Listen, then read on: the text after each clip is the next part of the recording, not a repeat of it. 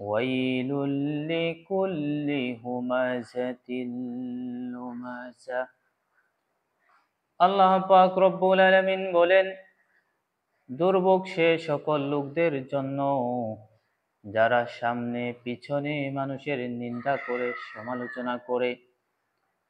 আমাদের মধ্যে দেখবেন কিছু লোক এমন আছে যাদের কাজেই হচ্ছে শুধুমাত্র মানুষের পিছনে পড়ে থাকা। কে কি করেছে, দোকানে বসে, হোটেলে বসে, চা স্টলে বসে শুধু মানুষের সমালোচনা। কার ছেলে কি করেছে, কার মেয়ে কোথায় কি করেছে না করেছে, এগুলি নিয়ে শুধু সমালোচনায় থাকে, আছে কিনা? আল্লাহ রাব্বুল আলামিন বলেন, এই সকল লোকদের জন্য দুর্ভোগ, যারা সামনে পিছনে মানুষের সমালোচনা করে, নিন্দা করে।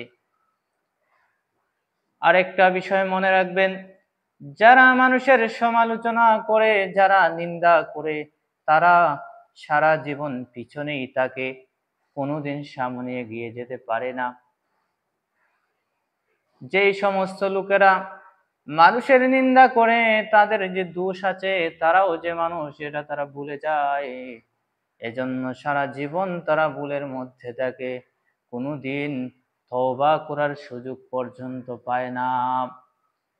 একজন মুমিন, তার বৈশিষ্ট্য হবে তিনি তার নিজেকে নিয়ে ব্যস্ত থাকবেন, তিনি তার নিজের আত্মসমালোচনা করবেন যে আমি যে আজ যে কাজগুলি করেছি, কয়টা কাজ আমার আল্লাহ পছন্দ করেন, আর আমার এই কাজগুলির মধ্যে কয়টা কাজ আমার আল্লাহ পছন্দ করেছেন। একজন মুমিন তার নিজের আত্মসমালোচনা করবে। আর যে কাফের, যে ফুসাক, যে পাপিষ্ঠ, সে মানুষকে নিয়ে ব্যস্ত থাকে। আল্লাহ বলেন, ওয়াইলুল লিকুল্লি হুমাযাতিল লুমাযা। এই সকল সমালোচনাকারীদের জন্য দুর্ভোগ। তারপরে আল্লাহ তাআলা আরেক দল লোকের বর্ণনা দিয়ে বলছেন, আল্লাযী জামাআ মালাও ওয়া আদ্দাদা। যে সম্পদ সঞ্চয় করে এবং তা গুনে গুনে রাখে, অর্থাৎ কৃপণ লোক। দেখবেন আমাদের মধ্যে কিছু লোক আছে এত কৃপণের কৃপণ, সম্পদ তার বিশাল আছে, সামান্য টাকাও সে খরচ করবে না তার পরিবারের জন্য। শুধু টাকা হিসাব করা, গণনা করা আর ব্যাংকে রাখার মধ্যেই তার মানসিক প্রশান্তি। সে মনে করে তার এই সম্পদ তাকে দুনিয়ায় স্থায়ী করবে। ইয়াহসাবু আন্না মালাহু আখলাদা। আল্লাহ রাব্বুল আলামিন বলছেন, সে মনে করে তার এই সম্পদ তাকে এ দুনিয়ায় স্থায়ী করবে। আল্লাহ বলেন, না না না, কাল্লা লা ইউমবাযান্না ফিল হুতামা।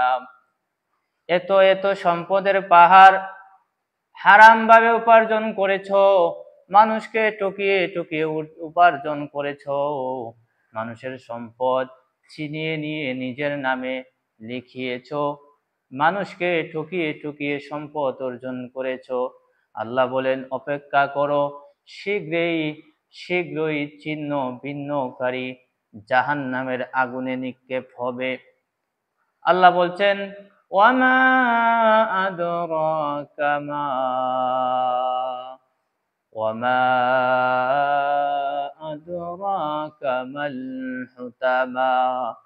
হে আমার নবী, আপনি কি জানেন ছিন্ন ভিন্নকারী আগুন কি? নারুল্লাহিল মুকাদা।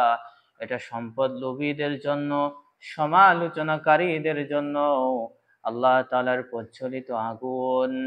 আল্লাতী তাত্তালিউ আলাল আফিদা। এই আগুনের ভয়াবহতা এত বেশি যে তা পাপিষ্ঠদের হৃদয় পর্যন্ত জ্বালিয়ে দিবে।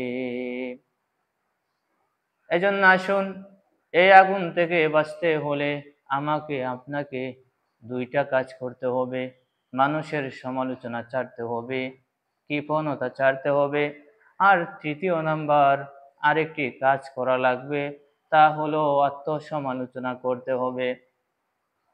যদি আত্মসমালোচনা না করেন তবে আপনি পরিবর্তন হতে পারবেন না।